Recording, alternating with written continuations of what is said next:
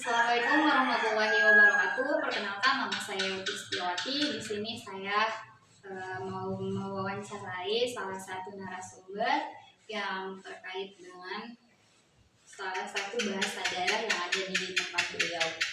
Boleh untuk memperkenalkan terlebih dahulu, Bapak? Ya, baik, perkenalkan saya Kuko Masesa Wisnu Saputro. Saya berasal dari Desa Bukateja, Kecamatan Bukateja, Kabupaten Purbalingga, Jawa Tengah. Baik, langsung saja kepada pertanyaan ya, Pak.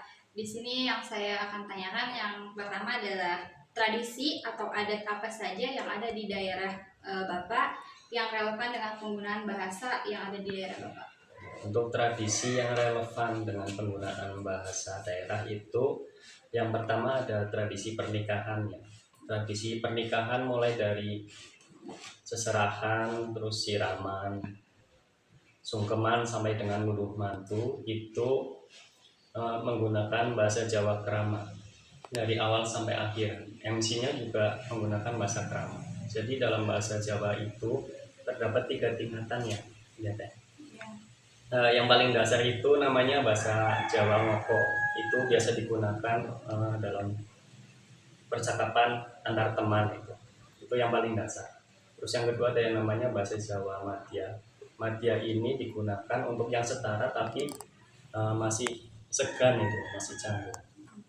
Jadi di antara yang paling tinggi dan paling rendah, semi formal. Kemudian yang paling tinggi itu ada yang namanya bahasa Jawa Krama. Nah, bahasa Jawa Krama ini yang biasa digunakan dalam acara adat pernikahan. Nah, selain pernikahan itu ada yang namanya hampir sama kayak di sini ya, riungan. Yasin Tahlil itu biasanya pengantarnya menggunakan bahasa Jawa Krama seperti itu. Oke, baik. Untuk pertanyaan yang kedua, apakah ada kosakata, logat atau ungkapan khas bahasa Jawa di daerah Bapak? Bisa memberikan salah satu contohnya?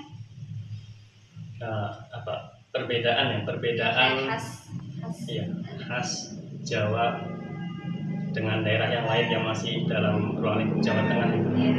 Tentunya ada ya, bahkan walaupun terpisah oleh satu kabupaten itu sudah beda. Contohnya kalau di daerah saya sendiri itu kan Purbalingga itu menggunakan bahasa Ngapak. Sedangkan di kabupaten sebelah kayak Tegal, Pemalang, Brebes gitu dia menggunakan bahasanya sendiri. Sebagai contoh kosakata bagaimana dalam bahasa Indonesia itu bagaimana, sedangkan kalau misal digunakan dalam bahasa Ngapak itu kepriwe. Nah, kalau di bahasa yang Tegal itu Tegal, Pemalang, Brebes dan sekitarnya dia menggunakan pimen atau keprimen. Jadi kan beda tuh antara kepriwe dan pimen. Tapi maksudnya tetap sama. Baik.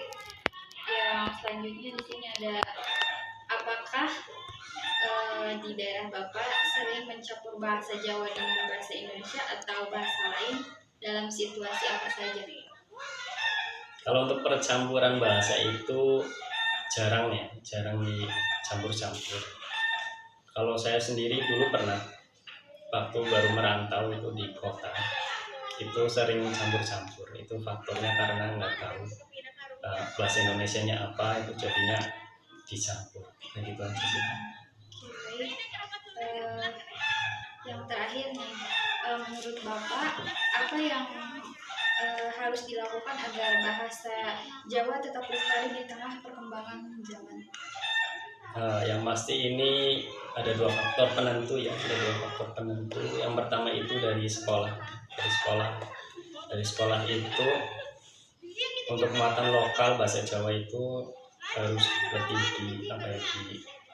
diperbanyak mungkin jamnya, terus metode belajarnya agar anak-anak itu tertarik dengan bahasa daerah. Nah, selain dari sekolah ini ada faktor yang paling penting, ini faktor keluarga ya. Jadi anak-anak dari kecil itu harus sudah diajari dengan bahasa Jawa, karena banyak yang terjadi di sekitar kita itu anak kecil nggak bisa dengan bahasa daerahnya masing-masing, karena dari awal itu sudah diajak ngobrol menggunakan bahasa Indonesia. Paling seperti itu aja, dari sekolah dan juga dari keluarga. Oke. Mungkin tadi beberapa pertanyaan yang sudah saya tanyakan kepada Bapak. Terima kasih atas waktunya udah berkenan diwawancarai oleh saya. Mungkin hanya itu. Sekian dan terima kasih. Wassalamualaikum warahmatullahi wabarakatuh.